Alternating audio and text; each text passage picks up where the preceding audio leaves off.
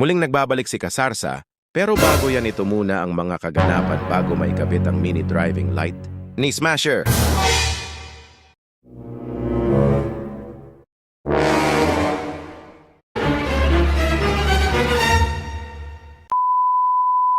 So ayun na nga, dahil napalitan na natin ng bagong bolt si Smasher, unti-unti ko nang binaklas ang kanyang fairings para maikabit na ang napakaangas na driving light.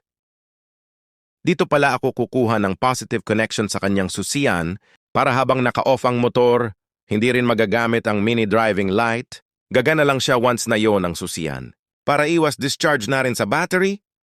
At syempre habang nagwa-wiring, kailangan natin ng pangmalakasan na tugtugan dyan.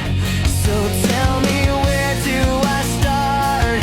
'Cause it's breaking my heart. I don't wanna let her go. Yeah, boy. Dahil natapos na ako mag-wiring, ay flex ko muna kung gaano kapulido mag-wiring si Kasarsa. Binalot ko na pala ng tape yung kanyang relay para safe na safe, para walang aberyang mangyari. Kitang-kita nyo naman all goods, pwedeng-pwede na pang pakyawan. Wala pa rin talaga kupas si Kasarsa pagdating sa wiring. Ito pala ginamit kong electrical tape. Ito ay sadyang dinisenyo para sa mga automotive wiring. Ayon, dahil natapos natin ng maayos ang pagwa-wiring, inantay ko na maggabi para matesting na ang napakalupit na mini driving light ni Smasher. Thanks for watching. Follow for more.